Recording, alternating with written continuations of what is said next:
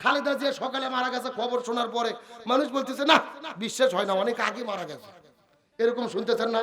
বলে যে অনেক আগে মারা গেছে, তারেক জিয়া দেশে আসার জন্য ওকে ঘোষণা দিতে দেরি করলো, আটকে রেখেছিল, ফ্রিজে রেখেছিল, এমন গুজব নাই? বাজারে বাজারে চায়ের দোকানে রিক্সায় এমন গল্প করা হচ্ছে। আমরা বলবো না, যার ব্যথা সে বোঝে, মায়ের চেয়ে মাসির দরদ বেশি নয়। তারেক জিয়া বুঝতেছে কষ্ট কাকে বলে। সুতরাং ওর মা কবে মারা গেল, কবে ঘোষণা দিল, গুজব ছড়াই না ভাই। একটা মানুষকে নিয়ে তারাই ভালো বুঝবে কি ঘটনা। এর জন্য আমরা মিথ্যা গুজব ছড়াইয়া জবাবদিহিতা করার কোনো দরকার। সঠিক মিথ্যা মৃত্যু কখন কার আসবে একমাত্র জানে কে? আরো জোরে বলেন। আমরা দোয়া করি জান্নাত হিসেবে কবুল করুক, বলে আমিন। তাহলে আলোচনা শুরু করেছিলাম, রাসূলের সিরাত আদর্শ মানাকে ফরজ করে দিয়েছেন কে? আরো জোরে বলেন। আমার বন্ধুগণ, মুসলমান ভাইরা গভীর মনোযোগ লক্ষ্য করুন। কোন দিকে নজর নাই, কোন দিকে তাকাতাকি নেই। আল্লাহ নবীর যেমন আদর্শ মানা ফরজ করে দিলেন, এর পেছনে অনেকগুলো কারণ রয়েছে। আমি পুরো কোরআনটা গবেষণা করে দেখেছি। এর পেছনে প্রধানত কারণ হলো তিনটা। জোরে বলেন কয়টা? আরো জোরে। কথাগুলো সুন্দর করে বোঝার চেষ্টা করবেন। তার মধ্যে প্রথম নম্বর কারণটা কি, এই সম্পর্কে আমার আল্লাহ তাআলা কোরআনুল কারীমের মধ্যে কত চমৎকার করে বলেন, লাকাদ কানা লাকুম ফি রাসূলিল্লাহি উসওয়াতুন হাসানাহ। সূরা আহজাব 21 নম্বর পারার 19 নম্বর পৃষ্ঠার 2 নম্বর লাইন 21 নম্বর আয়াতে কারিমা তাফসীর ইবনে কাসিরের মধ্য থেকে বলতেছি, আল্লাহ তাআলা ডাকতে বলে, এ পৃথিবীর মানুষেরা ভালো করে বোঝার চেষ্টা করো। এই দুনিয়ার মধ্যে যদি তোমরা শান্তি পেতে চাও, আখিরাতের মধ্যে যদি তোমরা মুক্তি পেতে চাও, আমি নবীর জীবনের ভেতরে শ্রেষ্ঠ আদর্শ দান করেছি। নবীর আদর্শ ছাড়া অন্য কারো আদর্শ মানা যাবে? এ বগুড়া মুসলমান গভীর মনোযোগ। ইমাম বুখারী রাহমাতুল্লাহ আলাইহি বুখারী শরীফ লেখার আগে এই জমিনের মধ্যে একটা কিতাব লিখেছিলেন, যেই কিতাবের নাম হলেন আল আদাবুল মুফরাদ। ওই কিতাবের মধ্যে তিনি বর্ণনা করে বলেন, হাসরের ময়দানে আল্লাহ 6 প্রকার মানুষদেরকে বিনে হিসেবে জাহান্নামের মধ্যে দেবেন। তার মধ্যে প্রথম নম্বর প্রকার হলো তারা যারা জমিনের ভেতরে নবীকে বাদ দিয়ে অন্য কারো আদর্শ গ্রহণ করেছে। নাউজুবিল্লাহ বলে। তার মানে বোঝা গেল, এ বগুড়ার মুসলমান, নবীকে বাদ দিয়ে যদি অন্য কোন নেতার কেউ আদর্শ গ্রহণ করে, বিনা হিসেবে যেতে হবে কোথায়? আরো জোরে বলেন। কিন্তু এখন আমি আপনাদেরকে প্রশ্ন করি, বলেন তো, এই বাংলাদেশের ভেতরে নবীকে বাদ দিয়ে অন্য কারো আদর্শ গ্রহণ করেছে, এই রকম লোক আমাদের দেশের মধ্যে আছে না নাই? এই বগুড়া জেলার মধ্যে আছে না নাই? কেউ বা বাবার আদর্শ গ্রহণ করেছে, বাবাকে চেনা যায়? কথা কয় না। আরে বঙ্গবন্ধু জাতির ফিতে কেউ বা বাবার আদর্শ গ্রহণ করেছে, কেউ বা স্বামীর আদর্শ গ্রহণ করেছে, কেউ বা ইরশাদ চাচার আদর্শ গ্রহণ করেছে, কেউ বা কার্ল মার্ক্সের আদর্শ গ্রহণ করেছে, কেউ বা লেনিনের আদর্শ গ্রহণ করেছে। এ বগুড়ার মুসলমান, চিৎকার করে বলেন তো দেখি, নবীকে বাদ দিয়ে বাবা, চাচা, দাদা, খালু ইত্যাদি কোনো ব্যক্তির যদি কেউ আদর্শ গ্রহণ করে, বিনা হিসেবে তাদেরকে যেতে হবে কোথায়? উপায় নাই রে, উপায় নাই রে মানুষ, উপায় নাই। নবী বিনে জান্নাত পাওয়ার উপায় নাই। বলে কি কষ্ট হবে? সবাই বলেন উপায় নাই রে, উপায় নাই রে মানুষ, উপায় নাই। নবী বিনে জান্নাত পাওয়ার। আমার বন্ধুগণ, মুসলমান ভাইরা গভীর মনোযোগ লক্ষ্য করুন। কোনো দিকে নজর নাই, কোনো দিকে তাকাতাকি নাই। ভালো করে বোঝার চেষ্টা করবেন। আমি কোন নবীর আদর্শ গ্রহণ করার কথা বললাম? আল্লাহ নবীর জীবন আদর্শ গ্রহণ করা ফরজ করে দিয়েছেন তিনটা কারণে। তার মধ্যে প্রথম নম্বর, নবী হলেন শ্রেষ্ঠ আদর্শ। 2 নম্বর, নবী হলেন 2 নম্বর কারণটা কি, এই সম্পর্কে আমার আল্লাহ কোরআনুল কারীমের ভেতরে কত চমৎকার করে বলেন, ওয়া ইন্নাকা লাআলা খুলুকিন আযীম। আল্লাহ তাআলা বলেন, পৃথিবীর মানুষেরা গভীর মনোযোগ। হযরত আদম আলাইহিস সালাম থেকে শুরু করে ঈসা রুহুল্লাহ পর্যন্ত যত নবী রাসূল আমি দুনিয়ার মধ্যে প্রেরণ করেছি, কোন নবী রাসূলের ক্ষেত্রে আমি কিন্তু কোরআনে সার্টিফিকেট দেই নাই, কিন্তু আমি আমার নবীর ক্ষেত্রে এই কোরআনের মধ্যে বর্ণনা করে বলে দিয়েছি, ওয়া ইন্নাকা লা আলা খুলুকিন আযীম। আমি নবীর জীবনের ভেতরে শ্রেষ্ঠ চরিত্র। অধিকাংশ মহিলা জাহান্নামে যাবে কয় কারণে? দুই কারণে। আরো ধরে বলেন। আর নবীজির চাচা আবু তালিব যাবে কোথায়? এ বগুড়ার মুসলমান গভীর মনোযোগ লক্ষ্য করুন। আমার যদি পুরো আলোচনা ভুলে যান আমার কোনো আপত্তি নাই, তবে এই শেষ কথাটা ভালো করে বোঝার চেষ্টা করবেন। এই মেসেজটা মাথার মধ্যে ঢোকায়া এই মাহফিল থেকে চলে যাওয়ার মতো চেষ্টা করবেন। নবীর চাচা আবু তালিব নবীকে এত ভালোবাসা দিল, মহাব্বত করলো, বাড়িতে থাকতে দিল, খাবার দিল, সন্তানের মতো লালন পালন করলেন, কিন্তু নবীর চাচা আবু তালিব কেন জাহান্নামের মধ্যে যাবে? কথাটা ভালো করে বোঝার চেষ্টা করবেন। নবীর চাচা আবু তালিব যেদিন দুনিয়া থেকে বিদায় নিয়ে চলে যাবেন, আবার নবীজি আবু তালিবের লাশের পাশে গিয়ে আস্তে করে, আবু তালিব এখনো মৃত্যুবরণ করে নাই, তার শরীরের পাশে গিয়ে বিছানার পাশে গিয়ে ডাকতে বলে, চাচা একবার শুধু বলবেন লা ইলাহা ইল্লাল্লাহ মুহাম্মাদুর রাসূলুল্লাহ, বলার কোনো দরকার নাই, শুধু আপনি আল্লাহকে স্বীকার করেন, আমি প্রয়োজনে আল্লাহর সঙ্গে ঝগড়া করে আপনাকে জান্নাতে নিয়ে যাব। বলবো 2 মিনিট ওয়াজ করি, বসে। এ গভীর মনোযোগ ভালো করে বোঝার চেষ্টা করেন। পুরো কালেমা হলো লা ইলাহা ইল্লাল্লাহ মুহাম্মাদুর, কিন্তু নবীজি বলে চাচা পুরো কালেমাটা আপনার পড়ার দরকার নাই, শুধুমাত্র আল্লাহকে স্বীকার করেন, লা ইলাহা ইল্লাল্লাহ বলবেন, আমি প্রয়োজনে ঝগড়া করে আল্লাহর সঙ্গে আপনাকে জান্নাতের মধ্যে ঢুকাইয়া দেব। এই কথা শোনার পরে আবু তালিব কালিমা পড়ার জন্য প্রস্তুতি গ্রহণ করলেন, কিন্তু পাশেই ছিল আবু জেহেল। আবু জেহেল ডাকতে বলে, আবু তালিব তুমি কি কালেমা পড়বা?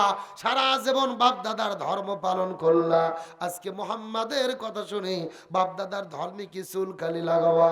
খবরদার খবরদার, মুহাম্মাদের কথা তুমি শুনতে পারবা না। এই কথা শোনার পরে আবু তালিব কালেমা বললেন না, দুনিয়া থেকে বিদায় নিয়ে চলে গেল। আবু তালিব মৃত্যু বরণ করার পরে আমার নবীজি আবু তালিবের লাশের পাশে গিয়ে হাউমাউ করে করে করে করে করে করে কান্না শুরু করলেন। তার কারণ হলো এই আবু তালিব তো সেই ব্যক্তি, নবীর মৃত্যুর আগে বাবা মারা গেছে, বাবার মতো কেউ আদর সোহাগ করে নাই, যে আদর সোহাগ আবু তালিব করেছে। বাড়িতে থাকতে দিয়েছে, খাবার দিয়েছে, জায়গা দিয়েছে। পছন্দের মানুষ মারা গেলে মানুষের অন্তরে কষ্ট লাগে কি লাগে না? আরো জোরে বলেন। গতকালকে মাহফিল শেষ করে হঠাৎ করে সোশ্যাল মিডিয়াতে দেখলাম বাংলাদেশের একজন অত্যন্ত পরিচিত মুখ মাওলানা নজরুল ইসলাম কাসিমি হাফিজাহুল্লাহ, সোশ্যাল মিডিয়াতে অনেকে প্রচার করেছেন যে হুজুর স্ট্রোক করে মারা গেছেন, ইন্না লিল্লাহ লিখে প্রচার করা শুরু করে দিয়েছেন। অথচ আজকে সকালে দেখলাম তিনি মারা যায় নাই, সুস্থ আছেন, স্ট্রোক করেছিল। বাংলাদেশ এমন একটা দেশ, যেই দেশের ভেতরে জীবিত মানুষক মেরে ফেলে দিচ্ছে, মরা মানুষক জীবিত রাখতেছে। কথা কন না কে? এই নাটকই বাংলাদেশে চলতেছে। মানে কিছু লোক মরি না, প্রচার হয়ে যায় মরিয়া গেছে, আবার কিছু লোক মরে সুটকি হয়ে পড়ে থাকে, ওটা প্রচার চলে জীবিতই আছে। কথা কি আসতে বললেন কেন? এটা বাংলাদেশের বাস্তবতা। অথচ যদি আপনি গুজব ছড়ান, এই যে নজরুল ইসলাম হাফিজাহুল্লাহ চমৎকার কথা বলেন, তার কথা শুনে হাজারো মানুষ দিনের পথে ফিরে এসেছে, দয়া দিয়ে মায়া দিয়ে মোটিভেশনাল স্পিকারের মতো কোরআন হাদিসের চুম্বক কথাগুলো তিনি বলেন। আমরা দোয়া করি আল্লাহ নজরুল ইসলাম কাসিমি হুজুরকে পরিপূর্ণ সুস্থতা দান করুক, বলেন আমিন। আবারও কোরআনের ময়দানে ফেরার তৌফিক দিক, বলেন আমিন। আবারও কোরআনের কথাগুলো আল্লাহ বলার তৌফিক দিক, বলেন আমিন। একটা হাদিস বলি শোনেন, রাসূল বলেছে একজন মানুষ মৃত্যু খাওয়ার জন্য এতটুকুই যথেষ্ট যে সে যা শুনলো তদন্ত না করে আর একজনের কাছে তাই বলে দিল। এ হলো সবচাইতে বড় মিথ্যাবাদী। আর আজকে ফেসবুকের মধ্যে আমরা যে যা দেখি, এআই এর জামানা, ফেতনার জামানা, আপনার দাজ্জালের জামানা, এআই দিয়ে এমন কোনো নাই যে যেই ভিডিও বানানো যায় না। ওইগুলো ভিডিও বানিয়ে ফেসবুকে ছেড়ে দিচ্ছে, আমরা যা দেখি তাই বিশ্বাস করি। আমি নিজে আপলোড দেই, নিজে শেয়ার করি, নিজে প্রচার করি। সবচেয়ে ওই ব্যক্তি বড় মিথ্যাবাদী, যা পাই তাই প্রচার করে, তদন্ত না করে।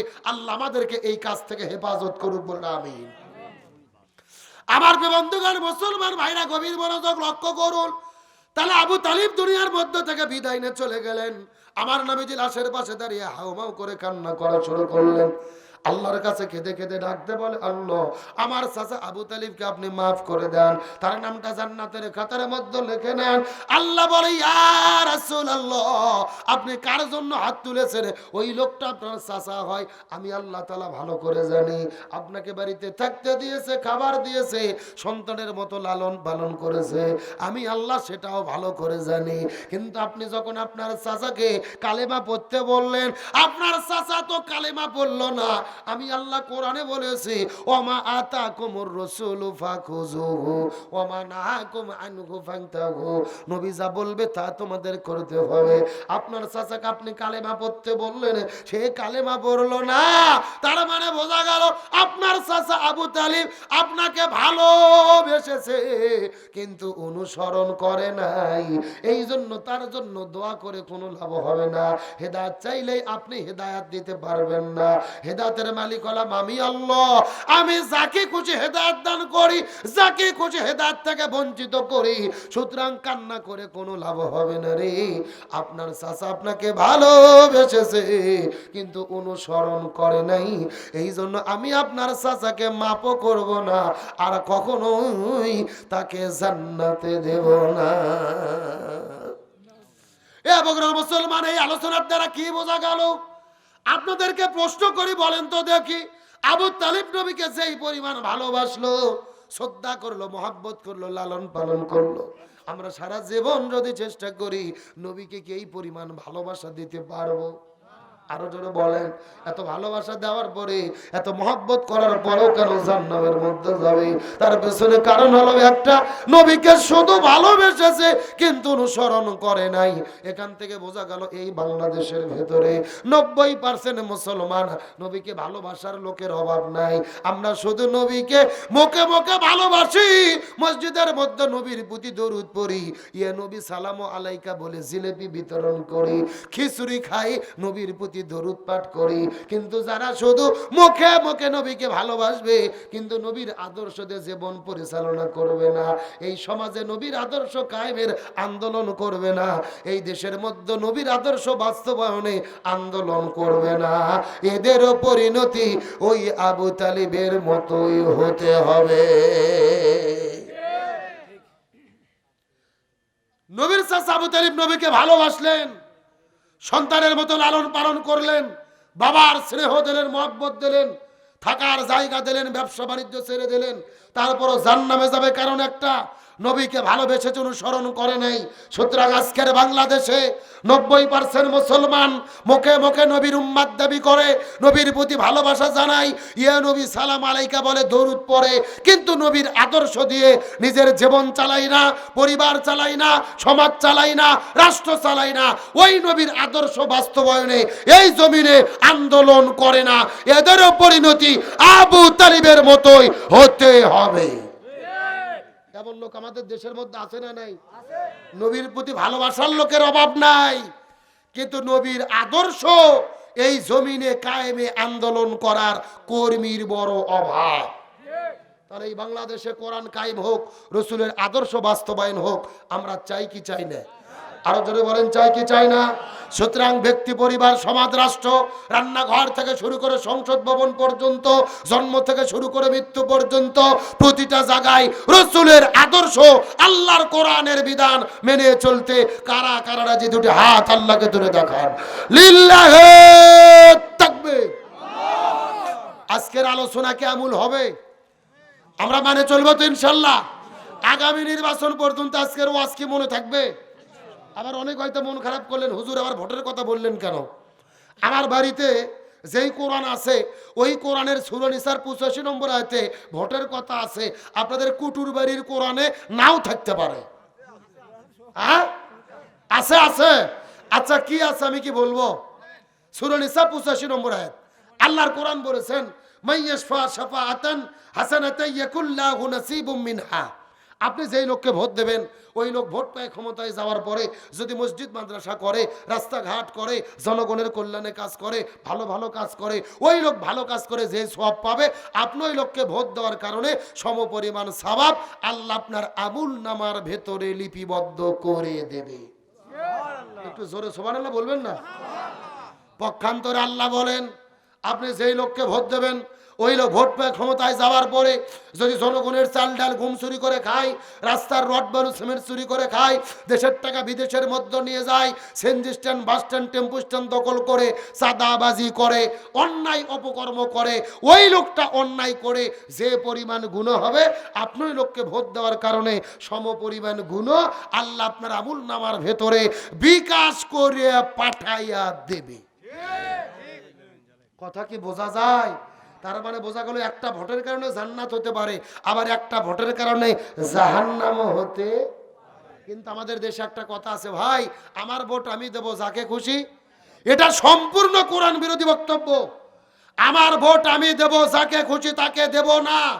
আমার ভোট আমি দেব দেখে শুনে সৎযোগ্য, ইনসাফপূর্ণ, নীতিবান, আদর্শবান, চরিত্রবান এমন লোককে ভোট দেব যাকে ভোট দিলে এলাকার কল্যাণ হবে, যাকে ভোট দিলে কোরআন পার্লামেন্টে কায়েম হবে। কথা ক্লিয়ার না ভেজাল আছে? ভালো করে বোঝেন।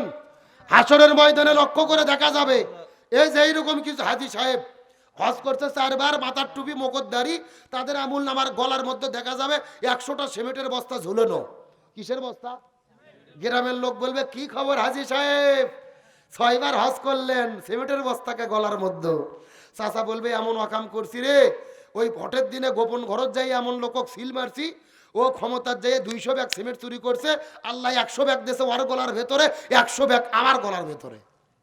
কথা কি বোঝা যায়?